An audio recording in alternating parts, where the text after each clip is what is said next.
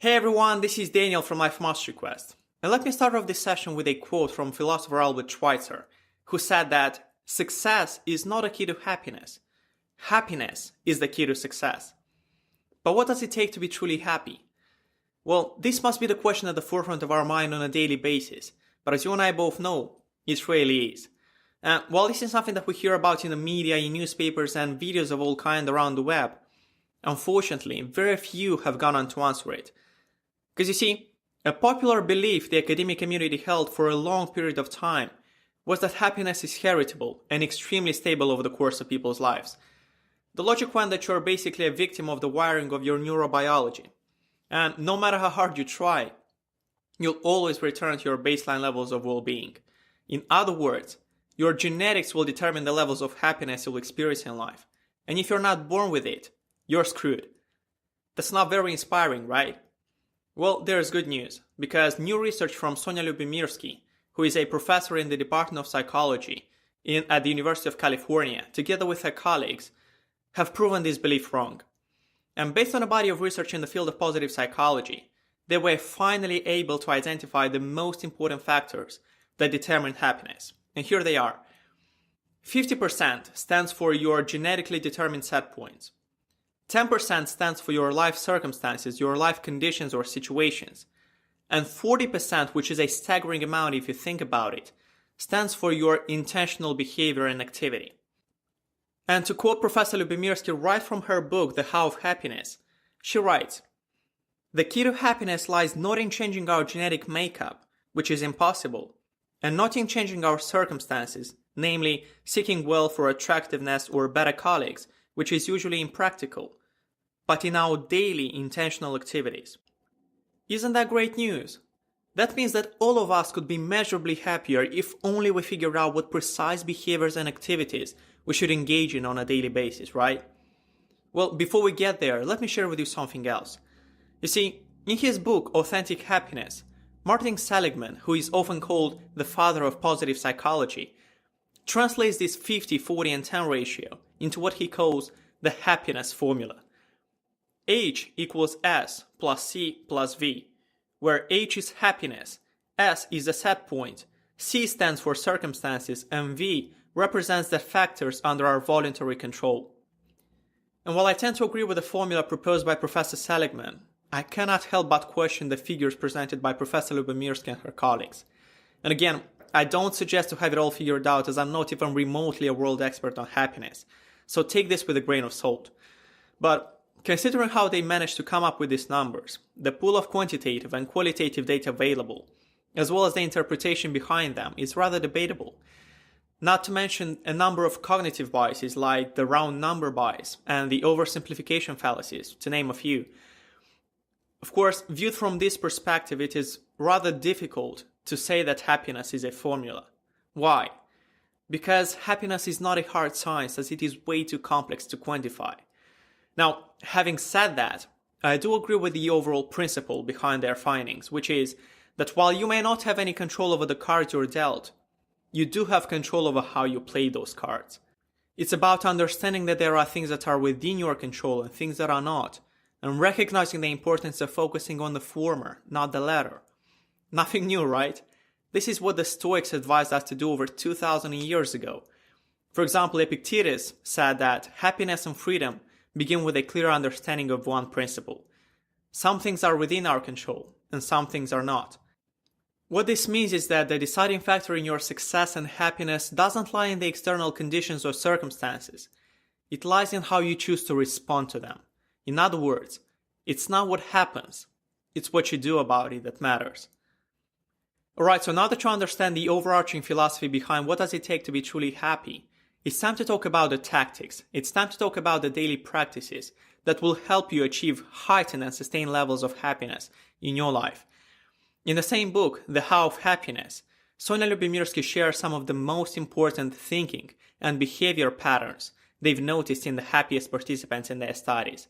And again, I'll quote her directly from the book and also put up a copy on your screen, so you can take notes if you want. Right, the first one is, they devote a great amount of time to their family and friends, nurturing and enjoying those relationships. Second, they are comfortable expressing gratitude for all they have. Third, they are often the first to offer helping hands to co-workers and passers-by. Fourth, they practice optimism when imagining their futures. Fifth, they savor life's pleasures and try to live in the present moment. Sixth, they make physical exercise a weekly and even a daily habit. 7. They are deeply committed to lifelong goals and ambitions, for example, fighting fraud, building cabinets, or teaching their children their deeply held values. And last but not least, the happiest people do have their share of stresses, crises, and even tragedies. They may become just as distressed and emotional in such circumstances as you or I, but their secret weapon is the poise and the strength they show in coping in the face of challenge. End of quote. If you're interested in a detailed description of how to do all of these practices as well as many other, I greatly encourage you to read Sonia Lyubomirsky's book, The How of Happiness. I think you'll enjoy it. Alright, now let's move on to another remarkable book, which is The Slight Edge, written by Jeff Olson, where he shares Sean Aker's 5 daily practices that will make you significantly happier, if done consistently over time, of course. Now, unlike myself, Sean Aker is a leading happiness researcher and the best-selling author of The Happiness Advantage.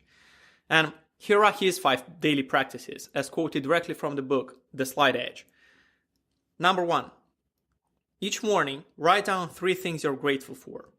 Not the same 3 every day. Find 3 new things to write about. That trains your brain to search your circumstances and hunt for the positive. Number 2. Journal for 2 minutes a day about one positive experience you've had over the past 24 hours. Write down every detail you can remember.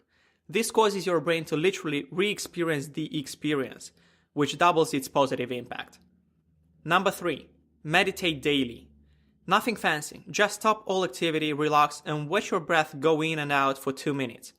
This trains your brain to focus where you want it to, and not get distracted by negativity in your environment. Number 4. Do a random act of kindness over the course of each day. To make this simple, Sean often recommends a specific act of kindness. At the start of each day, take 2 minutes to write an email to someone you know praising them or thanking them for something they did. Number 5. Exercise for 15 minutes daily. Simple cardio, even a brisk walk, has a powerful antidepressant impact, in many cases stronger and more long-lasting than an actual antidepressant. According to Sean, if you do any one of these things faithfully for just 3 weeks, 21 days in a row, it will start to become a habit, a happy habit. You will have literally begun to rewire your brain to see the world in a different way, and as a result, to be happier on an everyday basis.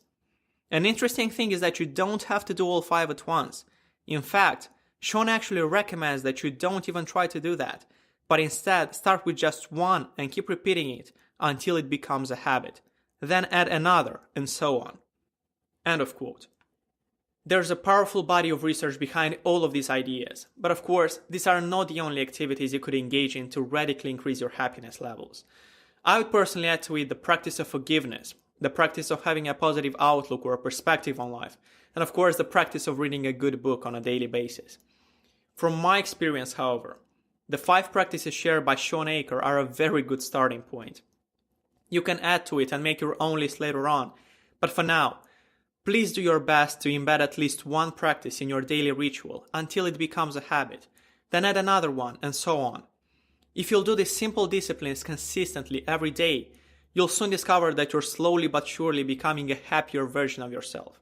I promise you. And, of course, I started this session with a quote, and I'd like to end it with one.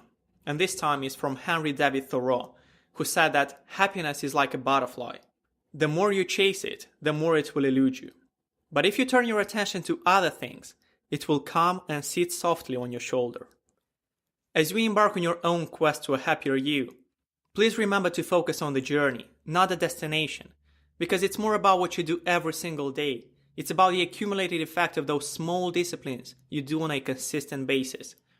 Of course, thinking about the future is good, but please make sure that you don't paralyze yourself with overthinking. Take the seemingly insignificant steps today that will make your life better in the future. And please remember that every single minute counts, because successful minutes turn into successful days, which in turn build a successful life. I hope this message served you well, and if it did, you'd be doing me a huge favor by sharing it with someone you care about. Thanks again for taking the time to watch this video, and I'll see you in the next one.